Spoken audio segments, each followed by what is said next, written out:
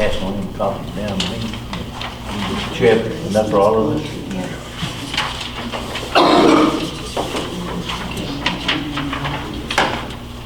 Yeah. Okay. All right, let's get started. Call this meeting to order. Our first order of business is our financial statement. Anybody have any questions, comments concerning the financial statement? Yeah, I have a few items. First of all, I'd like to commend Clerk Hayes for reworking the financial statement, getting the cover sheet and the balances of all the accounts that the city has. That helps out a great lot. There was on page 2, there was a deposit on 6/22 from a James Robertson for mowing lots on Elm Street in 2019 and 2020. What's that for? They have a big field. It's actually right across the street from where Evan lives. And back years ago, he had called and see if the city could bush hog that for him and that he would pay. And so that's what that's about. He hadn't paid, I think, for a couple of years, and we sent him a letter telling him, hey, we need payment on that. So I think we mow it probably once a month or something like that. Try to keep it from getting too high. Okay. Then there was a couple of checks that I have a question about that ties in with the meeting that you and I had on Friday. Or, well, I guess that was Thursday. We had our meeting. And needing Joe Fox's legal opinion on whether or not any of those violate state statutes or city ordinances. And question there? Yeah, it ties in with it's check number Yeah. 11,955, check number 21,408, and check number 21,410.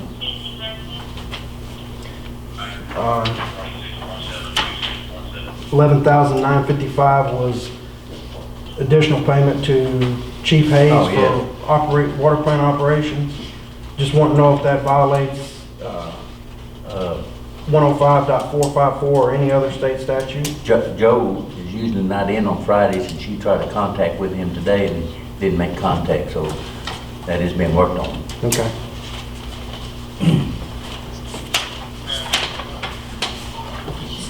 I don't know if he wasn't in his office or what the status was today. He usually, 4 days a week, you usually get home fairly easy.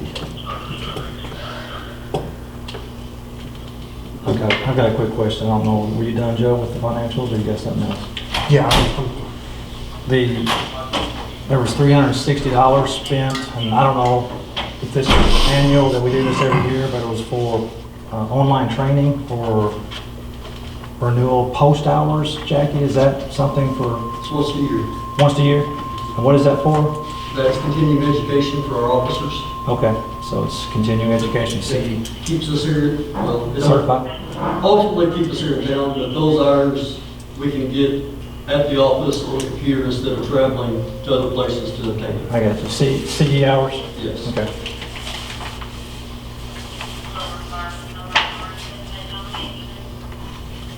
Anything else? Okay, we'd entertain a motion for approval on that.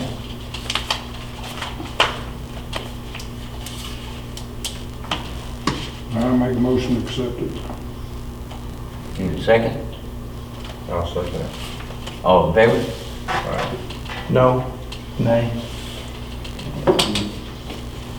2 nays and 2 yeas. I'll break the call with you.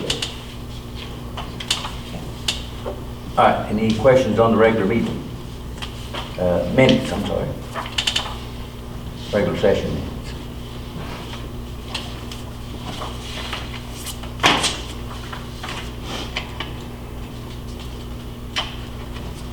Not an entertained motion to approve those. Well, I have, just back to what I'd said in the original meeting, the minutes are pretty good, but there's no responses to any of the questions that I posed. None of your verbal responses were back. You know, I'd asked what was the status of the water project, and you had stated that it had not been closed out. But according to my communications with Whitney Watts at USDA Rural Development and Mitzi Dell with CDBG, that was not correct because the substantial date of completion was signed on November 26, 2019, and the engineer's certificate of completion was also signed on that date, and it was approved in March of 2020. Yeah, well, what I was talking about is not complete, is that they're not completely off the hook until we make sure that we've got everything completely done as far as street, you know, you was talking about the inspections and holes and anything that wasn't done. So we still have a time frame there, so it's not, to me, the thing is not finished until they finally take care of all those problems. Well, with the email communications that I've had back and forth with Whitney, Misty, and Heather, the one-year warranty date started November 26th of 2019. So we've already went 7 months into that one-year warranty window. But even at that, they still have enough time. If we find infractions or things that need to be done, then those need to be submitted for that time, so they have time to take care of it. And all the final payments have been made. But they still have an obligation, is what I'm getting at. Okay.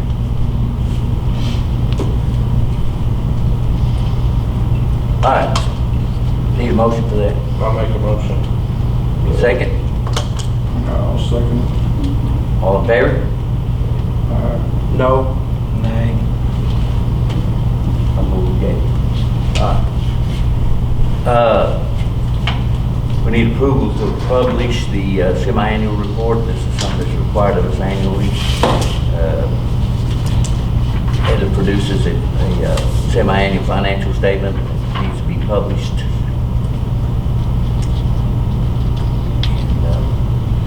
But that's to be published with the approval of the board. Okay. I have a quick question about the semi-annual financial report. According to RSMO 79.160, the semi-annual financial report shall include receipts, expenditures, and indebtedness of the city. I see the expenditures and the receipts, but I do not see the city's indebtedness or liabilities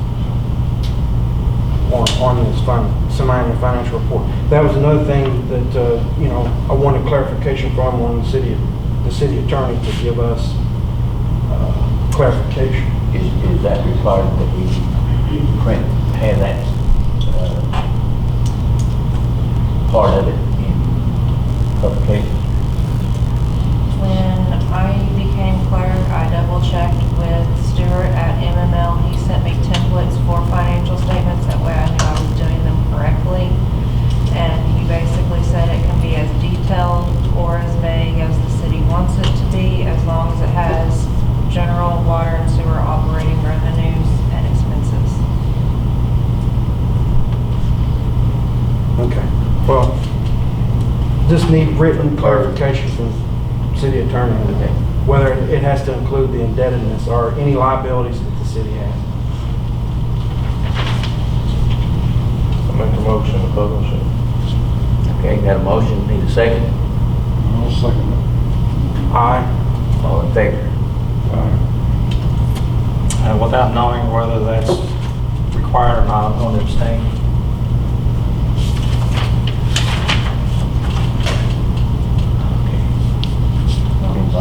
Joey said yes, the other two did, we got one abstaining.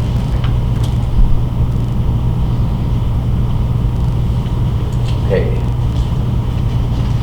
We need the approval, everyone should have a copy of the election results. And they go as follows: Alderman Ward 1, Joy Bashir 66, Dale Graham 63. Alderman 2, Randy Deal 34, Jackie Hayes Senior 26. As far as the sales tax proposition, it was 107 yes and 83 no.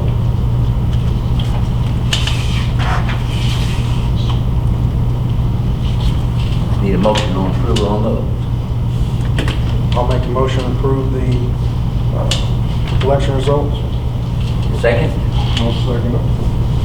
All in favor? Aye. Okay. All right, you should see the cost of the election itself on our part, it's $1,095.27. I need a motion to approve that payment. Make a motion, we accept that. I'll second. All in favor? Aye. Okay. Randy, did you get a chance to review that handbook? I did. I read through it all. Do you have any comments, changes, or anything? I'm not real pleased the way the social media part is written up. I think it's too restrictive, in my opinion. Such as, I mean, It's too, too restrictive, you say?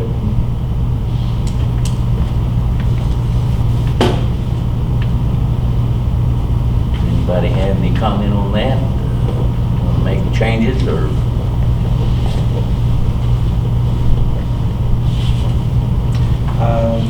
there's a couple times in here also he listed,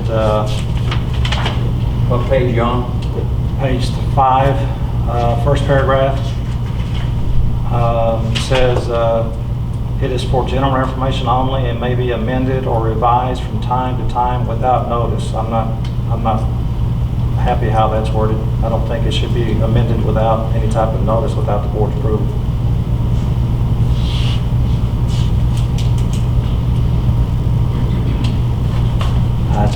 That's mentioned someplace else in here too. I think the last page where the employee is supposed to sign the acknowledgement of receiving the handbook, it says it on that page too. Very last page, you say? Yeah.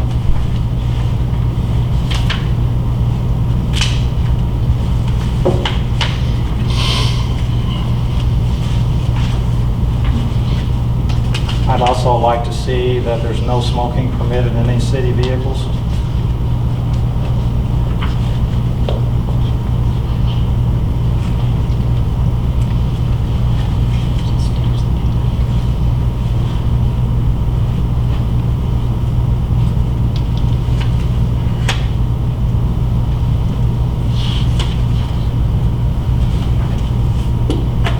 Okay. What's everybody else think? Revision? Well, I have a question. Did the city attorney write the ordinance? And did he review the handbook to ensure that it's in compliance with, or does not, it's in compliance with all of our ordinances, or does it, because I read through it a couple of times myself, and without knowing and having access to all the ordinances, whether or not everything in here is in compliance with what we already have. So did Joe Fox write this ordinance? It was all sent to him. Well, what normally happens is just like if you want to make a change on the ordinance, that we have whatever, once we implement that, we send it to him for review. He either approves it or recommends a change, or that we don't do this, whatever, and sends it back. If we rewrite it, send it back to him for approval, and once it receives approval, then it comes back to the board. But So he approved, now, I don't know if he read this, but as far as the ordinance part of it, this part of it here is basically strictly up to the board, because all this is a handbook. It's not like we're making law there. That right there, the ordinance part of it, is just what makes it into effect. so this was wrote, it was sent to him, he said, okay, yeah, it's good, Yeah, gave his blessing, and here it is before us. right. Gotcha. But, we still regulate this as far as, it's just like his dissatisfaction with that portion. If the whole board wants to go along with what he's saying over there, then we need to make those changes in here. And so we'll just delay approval on this until that time, if that's what the board wants to do.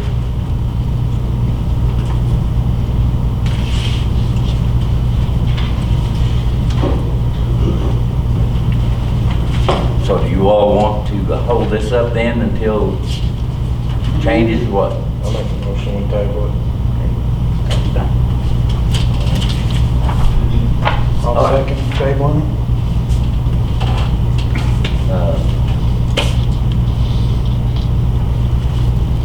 Now, pardon me. All right, we got who motioned that, who motioned that table it? I second it. All in favor? Okay. So we'll try to implement those changes or try to take care of that. Now on the water bill for the district, I think the last time we discussed, we was discussing the fact that if we could generate a monthly bill, an average monthly bill, that if they pay at least what it normally would have cost them on a monthly basis.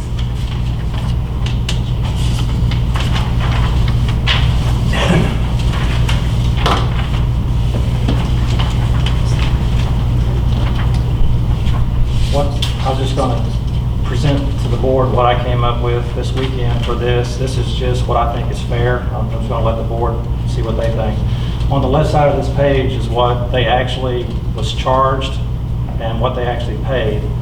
On the 24th of April, they were charged $10,305.50. On the 8th of May, they paid $6,000 towards their account. And on the 26th of May, they were charged $10,503. Of course, we know those two $10,000 charges are not correct. Yeah. And then they paid $6,000 on the 9th of June.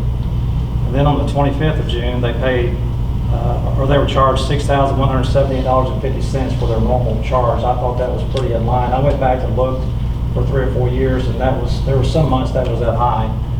So, and then they paid actually, it looked like to me they paid, according to Judy's handwritten notes here on her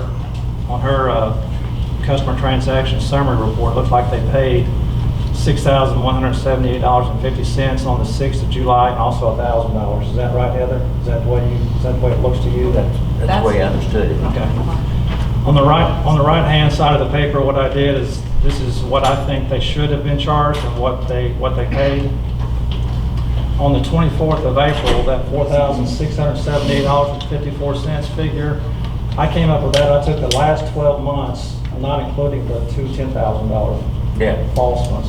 I took the last 12 months divided by 12, and that's how I came up with that average of $4,678.54. So based on that, that's what I think that's fair, what they should have been charged. Well, they paid $6,000, of course, on the, I guess it was 28. 5/8. Yeah, 5/8 or 5/28. And then on 5/26, that $4,678.54 was another, of course, that was a 12-month average, instead of being charged at $10,000. So that's what they should have been charged. I think it's a fair amount. And then they paid $6,000, and you can see what they were charged and paid. So in essence, what I believe should happen is, it looks like to me they should have a credit on their account of $3,642.92 right now before the July 26th or 27th bill comes out. That's just what I believe to be accurate. I don't know what the board thinks, but I think that's fair. Yeah. Based on, Well, and that's what we talked about, was to make sure we got an average, Yeah. and that they need to pay at least what they would normally pay us, because we can't afford to just give it to them. so based on what Judy has here, I don't know where she came up with this $5,824 figure that she was going to give them credit, which left them a balance of $1,984.50, which she's showing their final balance. Well, I don't see it that way. I see it as they've got a credit balance on their account right now of $3642.92. That's what I see, before their July 26th or 27th charge comes out. I don't have no problem with that. If the board wants to go along with that, we need to motion that out and tell. That's If what we anybody need to work sees, on. if anybody sees something different or wants to input on that, just we'll talk it out. But that's what I think is the fair thing to do. I don't think it makes sense. Well, I think it's fair.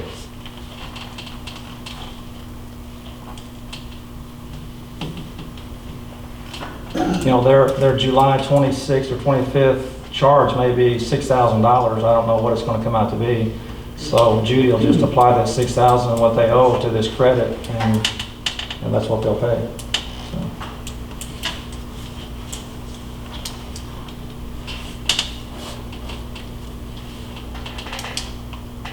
What's the rest of the board think? If you're in agreement with him, then someone give me a motion that we go with it. I make a motion we go with Randy's worksheet that leaves him with a $3,642.92 credit balance as of July 6th. Is that what you got Yeah, as of then? yeah, whatever the last time they paid was July the 6th. Yes, July 6th. Okay. Is that a motion? Yes, sir. All right, have a motion on the floor. I'll second. All in favor? Aye. Okay. Passed.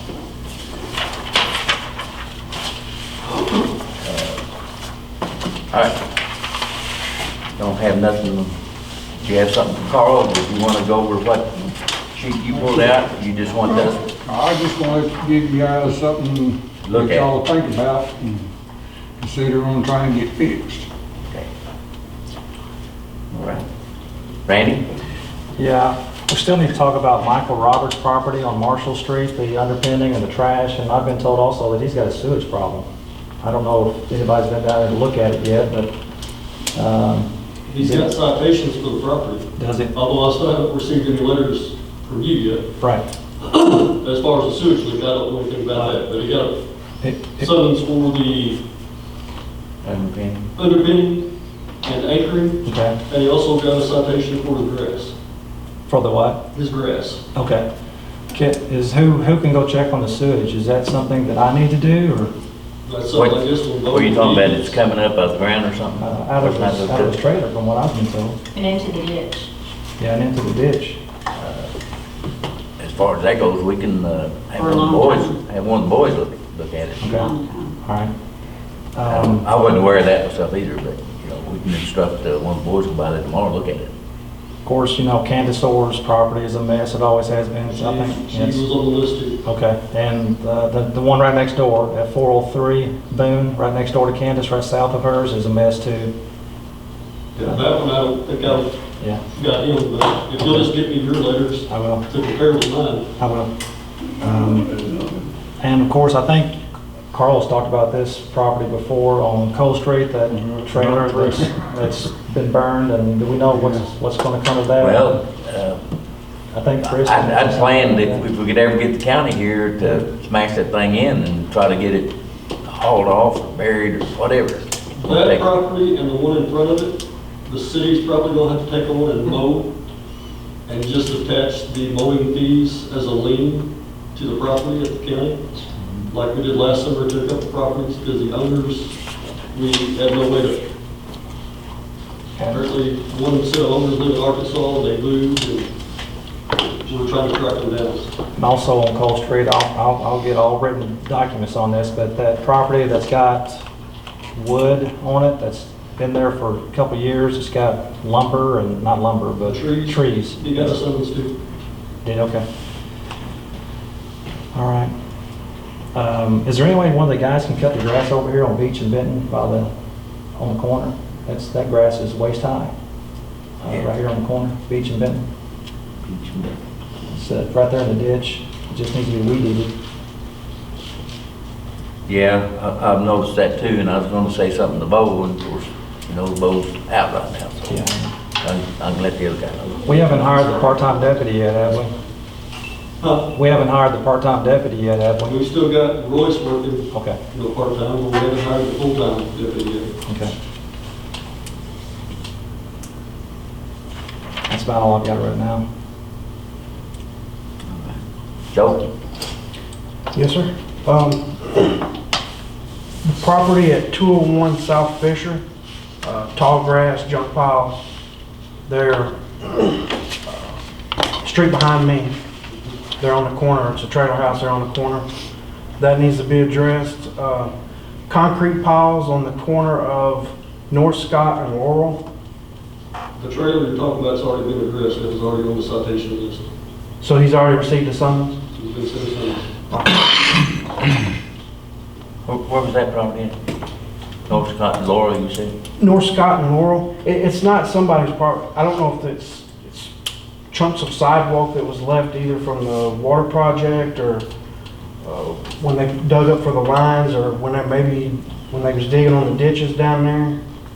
But there's big chunks of concrete there.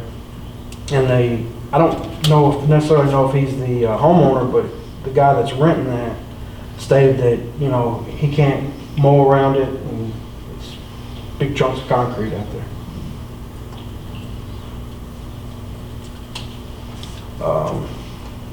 I'd like to, while we're all here tonight, go ahead and get a work session scheduled to discuss proposing an ordinance that complies with the letter of condition regarding the water rates.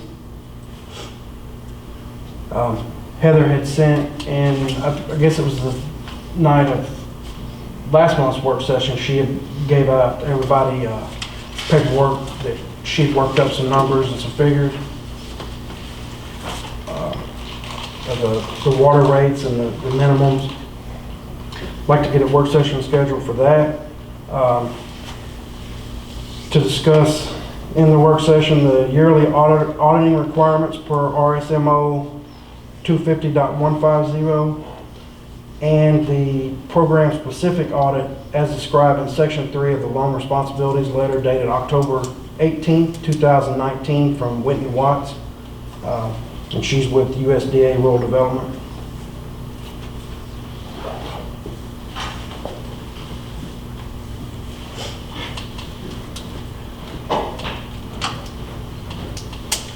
And I'd sent an email to the mayor and to the city clerk requesting that our city attorney attend our monthly board meeting. And I was told back that Joe would only attend the monthly board meetings if the board, 2/3 majority of the board voted for him to attend, and that he would charge his $100 an hour rate billed by the minute. And that he would also only attend a closed meeting.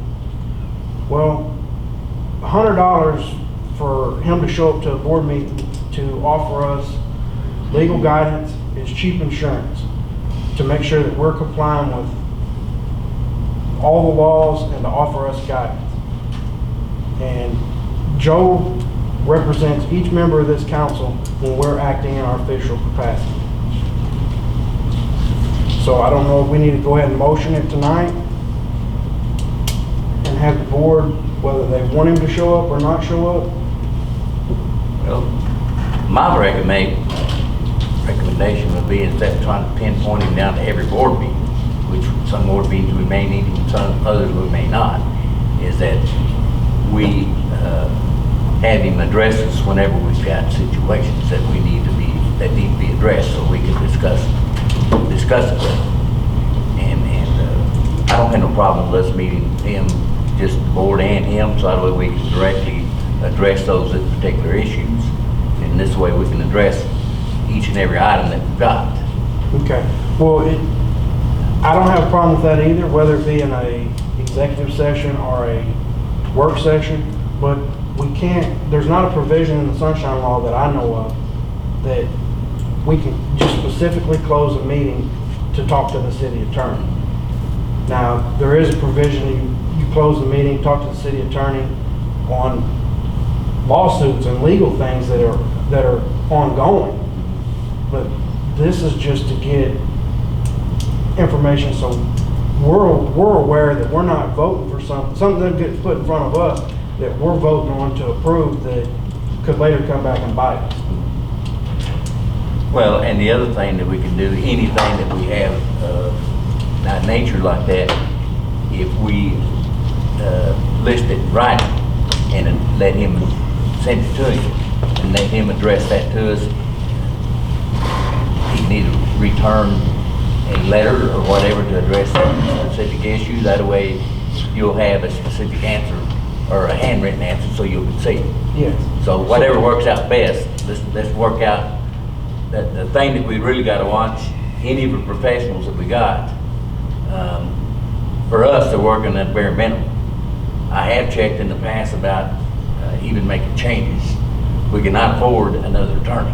Joe is basically semi-retired right now, and if you go try to, say, get rid of him and put somebody else on, it's gonna eat you lunch, I'll guarantee you. And so, and I'm not trying to talk around him or for him, whatever, I'm just saying that he's been our legal counsel, and we've kind of not made waves with him, so that way he's always helped us out in the past, and I think he'll work with us. But that, there again, that's something that I just figure a few years down the road, he's probably gonna be gone anyway. I'm really fearing that, not only there, but probably even with our judge. We have an attorney judge right now, which has been good. But if she ever leaves us, then we're gonna have to probably appoint a judge that we're going to send to school. But that's just another thing that we're gonna have to look at down the road. But those are things that you know, we gotta kind of watch where we're at, what we're doing. Well, you know, you brought up the judge. On the judge, we could say, as it sits right now, a minimum of $16,000 a year just by voting to send the court down to the county. We already pay for a judge, we already pay for a court clerk through our county taxes. And that's a The good only thought. thing we would have to pay for would be the prosecuting fee. The only bad thing about that, they're not gonna want to do nothing for us down there for what Randy just talked about. This grass, tall grass and stuff, I guarantee you, they're not gonna review that and do anything about it. Well, For us. we don't have anything in writing from them stating that they wouldn't. If they're to prosecute our ordinance violations according to the paperwork that Randy got from the Office of State Court Administration, we have ordinances. Ordinances carry the full weight of the law. And if we vote to send our court down there, then That would be something that we need to investigate, because if we wind up losing anything concerning any of our ordinances, that they'll not take up. Now, I'm not, that's what I've been told, but I'm not saying that that's law. And you may be correct, but it's something that we don't need to just jump at and say, hey, let's do this, let's find out for sure what's gonna happen. Chris may know more about that stuff, because I know there's other towns, they have thought about doing the same thing. They frown on that. Garma just did that, just sent their court over to there, and they're not getting any of the fines or fees or anything from the court. You don't get any tickets issued or anything, the city isn't getting. well, the court, if the court is prosecuted in the county, then all the fines minus the court costs get remitted back to the city. That's laid out through the Office of State Court That is not Administration. how it's working. Well, then they have a problem down at the county. Moving on. My next item of business is the city collector's duties and responsibilities. You know, we keep getting these shut-off registers, and there's tens of thousands of dollars in delinquencies on here. It's the city's collector's duty to collect in full every month according to our ordinances. The collector is the person who is responsible to direct the public works employees to shut off a customer for failure to pay. It's not the board's responsibility. And I want to make something abundantly clear. If a customer gets their services disconnected, it is due to their own failure not to pay their bill. It is not because of this board, and it is not because of one individual, one board member solely. The collector has a duty to collect. And we have two ordinances. And I asked you, which one is she going off of? And you told me in the past she uses both of them. Well, we need to find out why she has allowed this. She and she alone has allowed this situation to get way out of hand. And it is our job to ensure that she follows her ordinance. And that's one of the things that I had submitted to you on Thursday in my list to Joe Fox, to get his legal opinion on this. What we are to do, because we can't shut off customer A and customer B for owing $200, but allow customer C, D, and E to owe $1,100, $1,200, $1,300, $1,400. That we have equal protection under the law. And she's picking and choosing who gets shut off and who doesn't. And that's not right. It's not fair to any resident in this town who's paying their bills to allow certain people to get by with it and others not. I think a lot of that works out kind of like if her shut-off date falls on a Monday and the person that she's shutting off don't get paid till Friday, then you got that little discrepancy. So you shut them off, and now they got to do without water for a whole week until Friday. So then she has to weigh the fact that she knows the individual, and if that person says, hey, I'll come in Friday and catch up on water bill. There's a lot of situations that fall in that way. I can understand what you're talking about as far as anything that goes up far and beyond. Myself, we had hoped that we had set that up because the way that falls, you owe a month's water bill, and by the time your shut-off date comes through, you almost owe a month and a half by the time the shut-off date finally falls. So that could mean that by that time that you could owe, if you're a high water user, you could owe as much as $120 by the time shut-off date falls. All right? And if you let them get by 1 month, then it almost doubles again. What system she uses there on calculating that, I don't really know, but we can just tell her, hey, when that shut-off falls, I myself don't have no problem to give somebody the grace period of that week. If their payday falls a week behind or before the shut-off date, however, to say, hey, if you're gonna come by and pay it, and then you shut off. Yeah, and I'm not talking about somebody that their regular pay period might fall after the 15-day, in the ordinance, there's a 15-day grace period that you have after the due date to come in and pay off your water bill. What I'm talking about is these very, very high water bills. And I'm not aware of very many people in this town that didn't just get $1,200 in trunk bucks. So there is no excuse why some of these are still over $1,000 in delinquent water bills. When almost everybody got a check from the government, a stimulus check.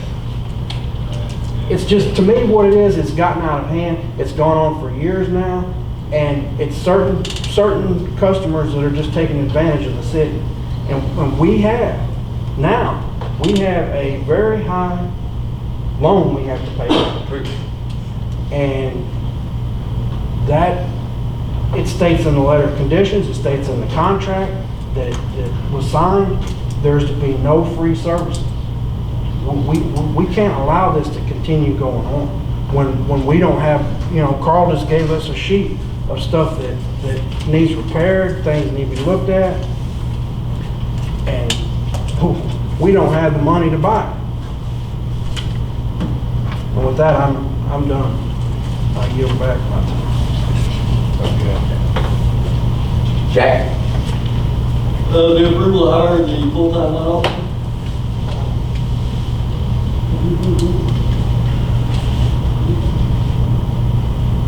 Jack, you approached us that, I guess, what, a month ago, or last month, I guess it was. And we didn't do nothing about it, but the board wanted to make that approval.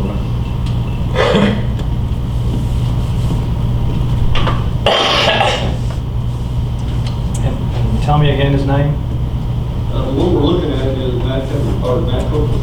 and he quit before, he quit before. He went to another.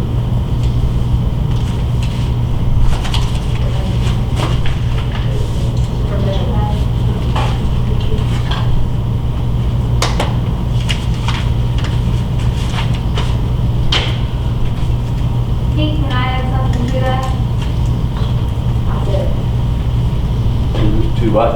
to the deputy. Oh, okay. It's bad looking. Like, I know people sleep, so they're not up paying attention. However, our cameras go off from 2 o'clock in the morning until 5 o'clock in the morning, all night long. People walking, people driving around, people doing things they're not supposed to be doing, and it's completely unreasonable to think that Jackie can work 24/7. Well, we're not asking Jackie to work 24/7, but that's been going on for 4 or 5 years since I've been here, longer than that. So we need to do something different than just hire a part-time deputy. They need to do something more than just hire a part-time deputy. They need to put some people in jail. We're not talking part-time, we're talking full-time. Yeah. Full-time for Matt? Full-time for Matt? Full-time, if Matt declines, I'd like the position left open where we can just grab somebody, because police officers are not easy to come by right now. If you don't grab them when they're available, somebody else is gonna pick them up and hire them up. And it's been a month since we talked to Matt, so, we may call him back up and offer him the job, which that's what we're looking at, but he may already be somewhere else. At what pay rate? The same as we pay everybody else, the $10 an hour.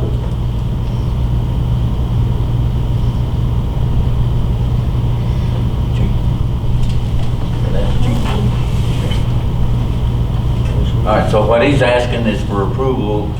He wants to try to put on Matt if he can, but if he don't, he wants just approval, so that way, if an opportunity comes up without us having to get back together again to make that approval, because the way we've kind of worked this in the past is that Jackie has to work with this individual. This position here, Jackie has to depend on this individual for backup and everything else, so he's the one that has always looked into background checks and looked into work performance and all that part of it, as far as he's concerned, to make sure that he's got a dependable individual working for him. And so what we've always done is we've got ready to hire someone, we let him do the interview, do the whole thing, and once he's found someone that he approves, and he lets us know who that individual is, think whatever we need to know about him, and then he submits all his paperwork into heaven. Well, I brought up in the work session when Jackie had mentioned it, he gave a date that Matt would be available to start. Go ahead and schedule a personnel meeting and bring Matt in. Yeah. And so the board, the board's responsible for hiring and firing. Yeah. Jackie's, like I said, Jackie's the one that has to work with him. Jackie knows more of the questions to ask. I'm sure Chris would be good in that situation as well. So, I don't know who this individual is, never met him. He's worked. He worked here before and left us. What's to say that we won't find ourselves in the same situation? For $10 an hour, we're going to find ourselves in the same situation. $10 an hour is nothing for a cop. I mean, we're lucky to get anybody $10. We start people out down there at $15 an hour, and they get great benefits. And you got them here for 10 and no benefits, working nights. I mean, we're going to end up back in this situation. I make a motion that we make a full-time position, and Jackie. Well, by ordinance, the position's there, we just need to. Yeah, but I'm saying you have the discretion at hiring whoever we can find, because at $10 an hour, you're not gonna find any people. But here's what I want to say too. I got a motion on the floor though. Okay, real quick. No, I just put a motion on the floor. We're gonna motion it out. We're supposed to do that first. We can do a motion and then discuss it before we do the final. Sure. Okay, we got a motion, then do we have a second? Second? Okay. Now discussion before we vote. I don't know if anybody knows, but we're losing a lot of good citizens in this town. Just this past week, I heard of another gentleman that's going to be leaving. And it's all due to drugs in this town. It's all due to a lot of noise. It's a lot of the trash in this town, and I'm sick and tired of it. So Jackie, I know you're working hard, but we need something different than what's going on now because there's too much, there was a drug deal down the street from my house today. I saw it. Did you call? Have you provided me with the letters that you want citations issued on yet? No, you haven't. But here, You did the same thing last year. Jackie, listen. You waited Jackie. till October Jackie, to listen. send us letters. I'm just telling you, there's some good people leaving this town, and for reasons that we can hopefully stop sometime. Yeah, because y'all's not moving forward. Y'all are keeping this city back in the 1980s. It's time to stop all of this bickering and cracking the board and move the city forward.